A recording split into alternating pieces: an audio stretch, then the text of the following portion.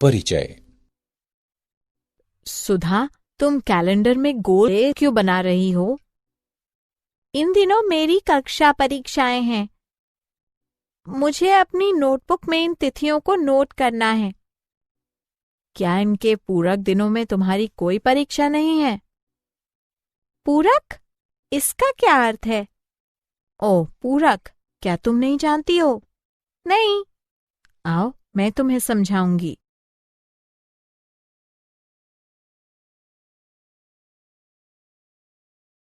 उद्देश्य।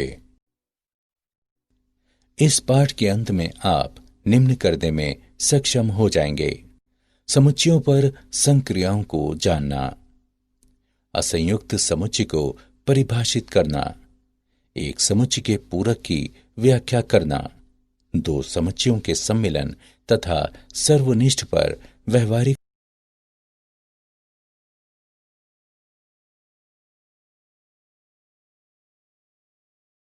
समुच्चयों पर संक्रियाएं यानी सर्वनिष्ठ। दो समुच्चयों ए तथा बी का सर्वनिष्ठ ऐसा समुच्चय है जिसमें वे अवयव सम्मिलित हैं जो ए के तथा बी के अवयव हैं। सर्वनिष्ठ के लिए हम इस प्रतीक का उपयोग करते हैं। उदाहरण, यदि ए बराबर 3, 4, 6, 8 तथा बी बराबर 1, 2, 3, 5, 6, तब ए सर्वनिष्ठ बी बराबर 3, 6। अब इस आरेख को देखें। ये छायांकित भाग ए सर्वनिष्ठ बी को दर्शाता है।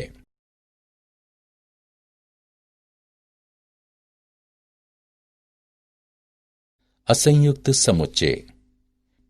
दो समुच्चयों को असंयुक्त कहा जाता है यदि उनका कोई भी अवयव उभयनिष्ठ न हो, अथवा हम कह सकते हैं कि दो समुच्चय A1 तथा A2 असंयुक्त हैं यदि उनके सर्वनिष्ठ वो हैं जहां फाई एक रिक्त समुच्चय है।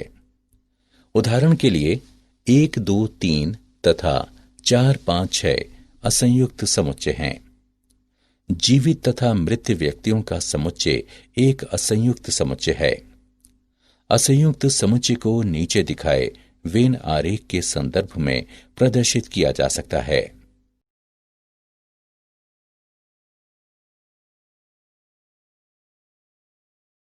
सर्वनिष्ठ संक्रियाओं के गुणधर्म। सर्वनिष्ठ एक क्रम विनिमय संक्रिया है। ए सर्वनिष्ठ बी बराबर बी सर्वनिष्ठ ए, ये एक सहचर्य संक्रिया है। ए सर्वनिष्ठ बी सर्वनिष्ठ सी बराबर बी सर्वनिष्ठ ए सर्वनिष्ठ सी। वितरण या बंटन नियम सत्य है। ए सर्वनिष्ठ बी सम्मिलन सी बराबर ए सर्वनिष्ठ बी सम्मिलन ए सर्वनिष्ठ सी। फाई तथा यू का नियम। फाई सर्वनिष्ठ ए बराबर फाई, यू सर्वनिष्ठ ए बराबर ए। वर्ग सम नियम। ए सर्वनिष्ठ ए बराबर ए।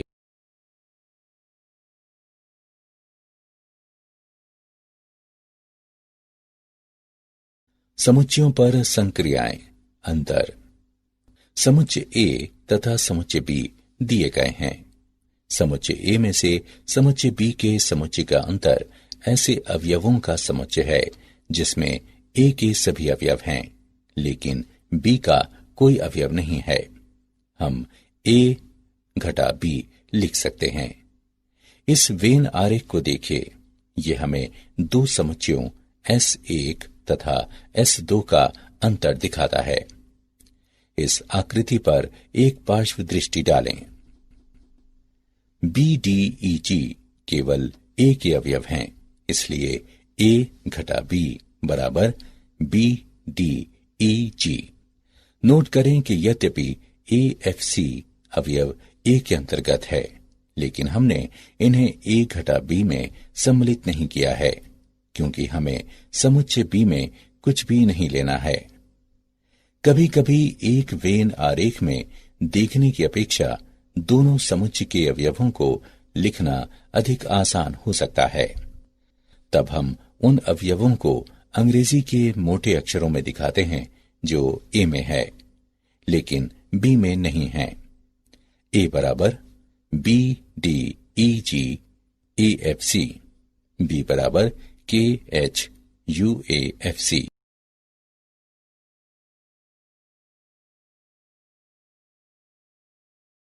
समुच्चय का पूरक।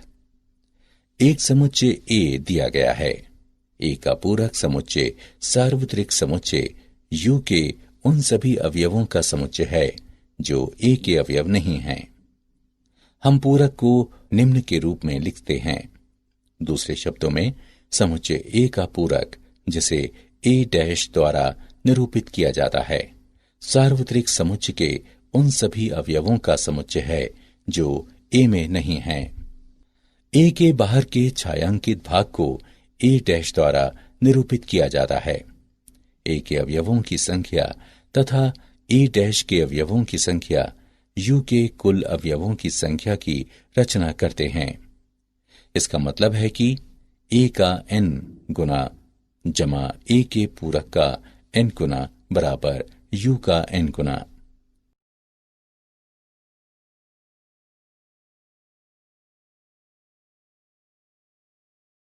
पूरक के उदाहरण।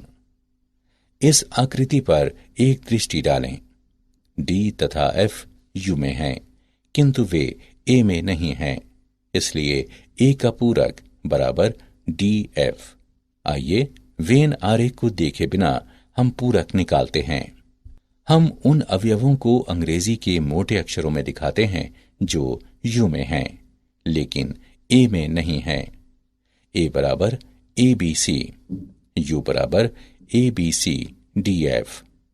अतः ए का पूरक डी तथा एफ हैं।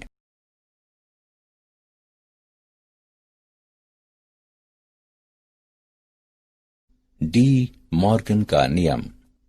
समुच्चय के सिद्धांत में डी मॉर्गन का नियम एक दूसरे से तीन मूल समुच्चय की संक्रियाओं का संबंध दिखाता है: सम्मिलन, सर्वनिष्ठ तथा पूरक। डी मॉर्गन के नियम का नाम भारत में जन्मे ब्रिटिश गणितज्ञ और तर्कशास्त्री ऑगस्टस डी मॉर्गन के नाम पर रखा गया है। यदि ए और बी एक समुच्चय एक्स के उपसमुच्चय हैं, तब डी मॉर्गन का नियम कहता है ए सम्मिलन बी का पूरक बराबर ए का पूरक सर्वनिष्ठ बी का पूरक। ए सर्वनिष्ठ बी का पूरक बराबर ए का पूरक सम्मिलन बी का पूरक। यहां ये सम्मिलन को दर्शाता है, ये सर्वनिष्ठ को दर्शाता है तथा ये ए के पूरक समुच्चय को दर्शाता है।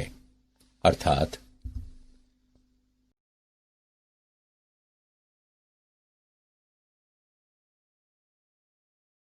दो समुच्चयों के सम्मिलन तथा सर्वनिष्ठ पर व्यवहारिक समस्याएं। माना कि ए तथा बी परिमित समुच्चय हैं।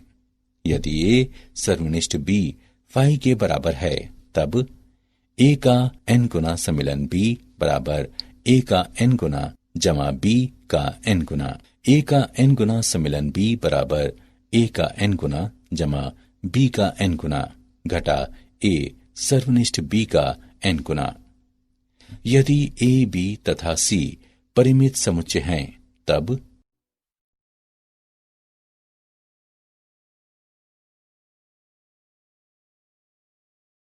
तथ्य समुच्चय ए घटा बी, ए सर्वनिष्ठ बी तथा बी घटा ए परस्पर असंयुक्त समुच्चय हैं, जिसमें इन दोनों समुच्चयों में से किसी का भी सर्वनिष्ठ एक अशक्त समुच्चय है।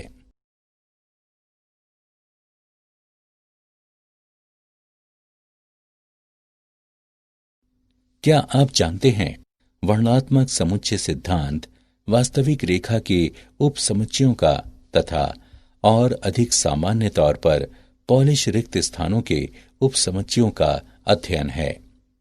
ये बोरेल पदानुक्रम में बिंदु वर्गों के अध्ययन के साथ शुरू होता है तथा और अधिक जटिल पदानुक्रम के अध्ययन तक बढ़ जाता है, जैसा कि प्रक्षेपीय पदानुक्रम और वेज पदानुक्रम।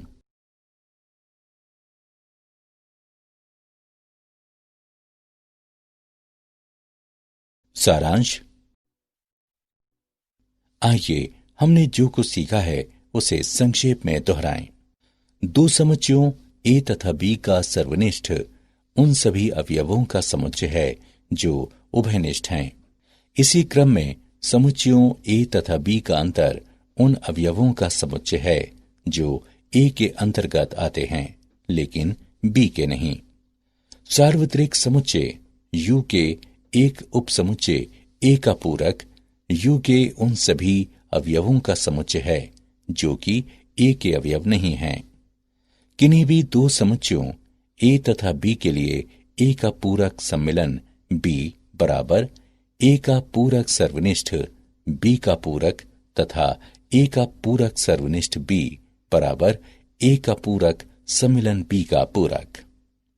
यदि ए तथा बी इस तरह एक परिमित समुच्चय हैं कि ए सर्वनिष्ठ बी जो कि फाई के बराबर है, तब ए सम्मिलन बी का n गुना बराबर ए का n गुना जमा बी का n गुना। यदि ए सर्वनिष्ठ बी फाई के बराबर ना हो, तब ए सम्मिलन बी का n गुना बराबर ए का n गुना जमा बी का n गुना घटा ए सर्वनिष्ठ बी का n गुना।